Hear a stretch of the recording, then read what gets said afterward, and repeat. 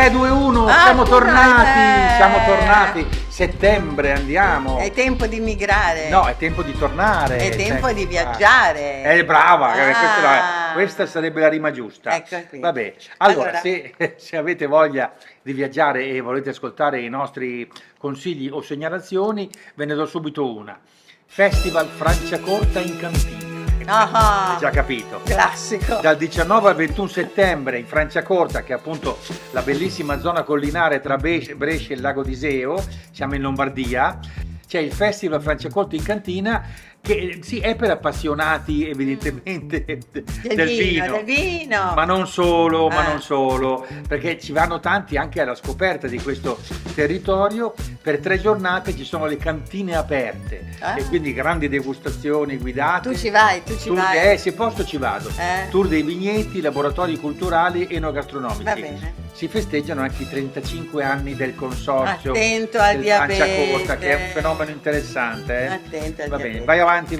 La Polinesia a Verona. Beh. Mi piace molto perché proprio c'è un discorso da fare sulla Polinesia. Dal 19 al 21 settembre le strade di Verona, in particolare del quartiere della Veronetta, si trasformeranno in un gran palcoscenico a cielo aperto per l'edizione nuova di Tocatì Festival internazionale dei giochi di strada, dedicata quest'anno alla cultura maori, quindi ci saranno questi che fanno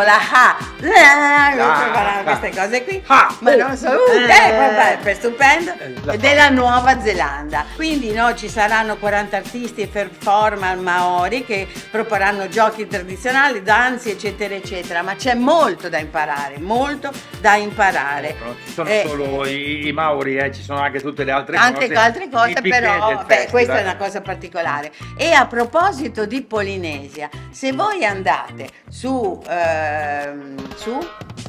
Prime, andate su Prime, se ce l'avete andate su Prime e mettete sotto dove si dice Polinesia, vengono fuori tanti filmati sulla Polinesia e c'è anche Ritorno in Polinesia, cioè dove la storia, in 2 puntate, dove la storia di Zoe e mia figlia e India, che erano amiche per la pelle alle elementari, è diventata anche una storia di contatto fra un mondo e l'altro. Infatti India è andata in Polinesia e c'è stata 12 anni e ancora adesso c'è, e fra l'altro è diventata la skipper di una piroga tradizionale, quindi pensa che roba, cioè è incredibile. India ci ha raccontato delle cose stupende e questo racconto è veramente interessante, soprattutto vedete la Polinesia, la Polinesia francese. A proposito di Verona, non avevi una cosa da fargli vedere?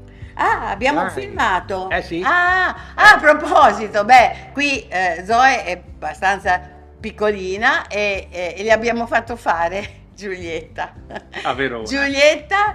A Verona. Ma è interessante perché il fenomeno turistico di Verona legato a Shakespeare è molto interessante. È molto interessante.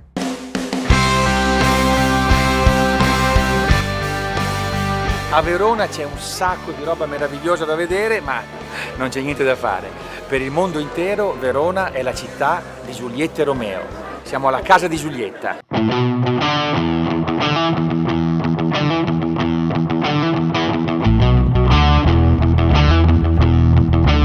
Ogni giorno qui, dove secondo la tradizione abitava la famiglia Capuleti, fanno la fila migliaia di turisti.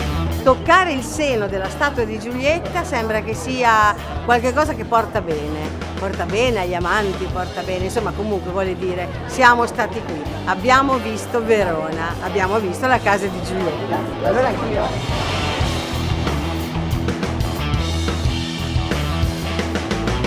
Troverò l'amore? Ma è storia o leggenda?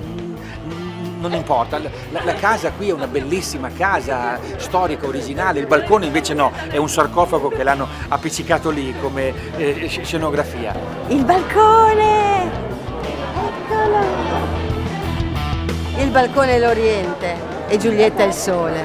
Sorgi Giulietta, sorgi. Che belle parole, ma chi le ha scritte? quello che conta è che questa è probabilmente la prima telenovela del mondo, la soap opera più antica, il mito dell'amore contrastato, è praticamente immortale. Risale alla letteratura greca, poi medievale, con le novelle cinquecentesche di Matteo Bandello. Che racconta però in modo quasi ironico, un po' burlesco, insomma, delle vicende di questi amanti, e non si arriva mai alla tragedia, non c'è un mercuzio, non c'è il dramma. Poi arriva Shakespeare e ha reso immortale questo mito e l'ha collocato a Verona, quindi ormai storico, mitologico, non importa, Verona è la città dell'amore.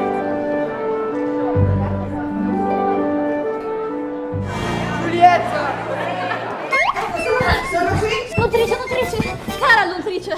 Oh mamma mia, fammi riposare.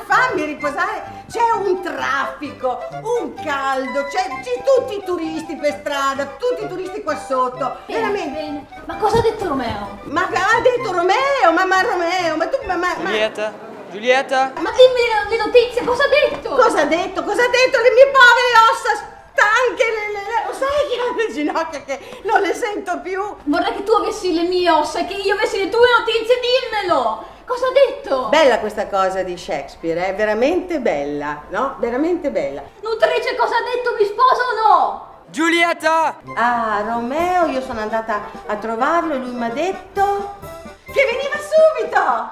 Sì, sotto il balcone! Appuntamento sotto il balcone! Un'ora fa? O forse anche 2.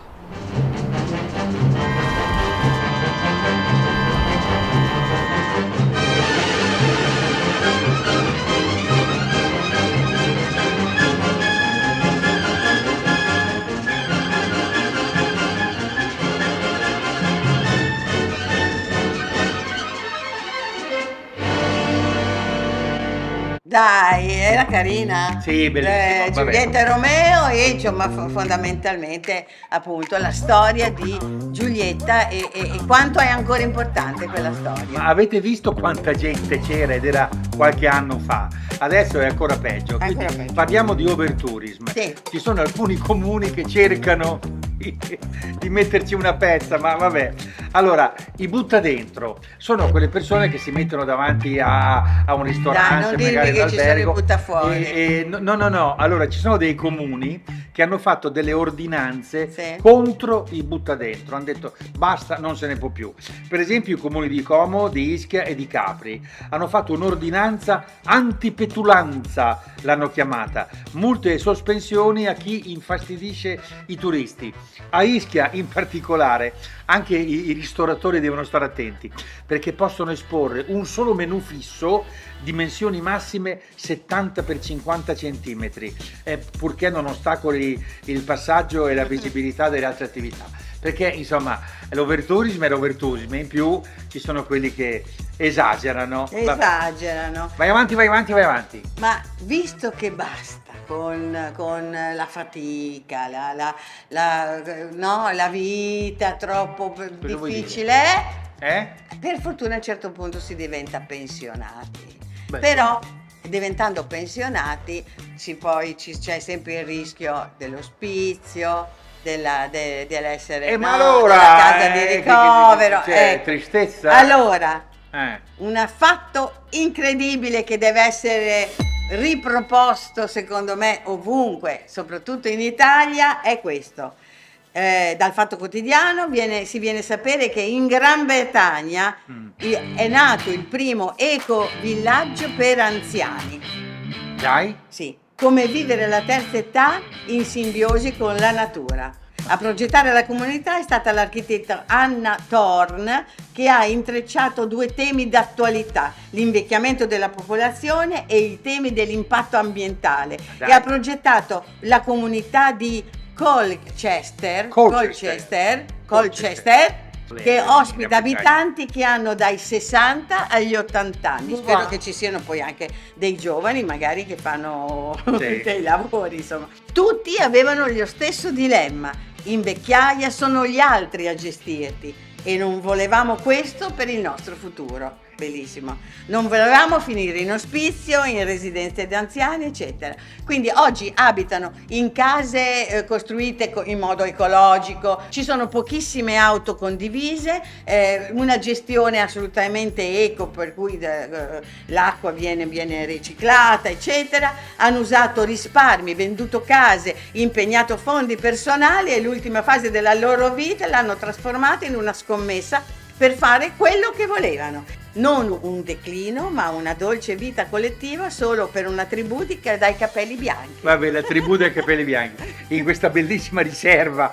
Vabbè, comunque lasciamo andare, lasciamo stare. Beh, però, no, è interessante. Una cosa del genere pensata all'italiana non sarebbe male. Esatto, magari all'italiana è un pochino più... Vabbè, allora scusate, per quelli che invece ancora possono e vogliono viaggiare, un consiglio, andate sui nostri siti italiaslowtour.it e italiaslowtour.com, che è quello in inglese, per trovare un sacco di sconti e di convenzioni. Ecco, quali? Per esempio, Europcar, per noleggiare un'auto o un furgone col 15% di sconto. Esatto. Best Western, alberghi col 10% di sconto. Vai. Sicily by Car, Vai. noleggio auto elettriche Vai. col 15% di sconto. Vai, le barche? Globe Sailor, per noleggiare barche col 15% una di sconto. Vespa? Ma sì, Vintage Tour, noleggia Vespe, Lambrette, auto d'epoca a Pienza vicino a Siena, sempre col 10% di sconto. E se uno volesse assicurarsi? Va su Italia Slow Tour o su Turisti per Caso, sì, e si fa un'assicurazione Columbus per il viaggio col 10% di sconto. Dai mo. Dai mo. Dai mo è lo slogan. Va bene, dai mo, vabbè. Ciao, alla prossima e niente. Perché devi proseguire? Vai mo, basta. No, è che intanto vanno i titoli di coda. No, vabbè, ma insomma, vai mo.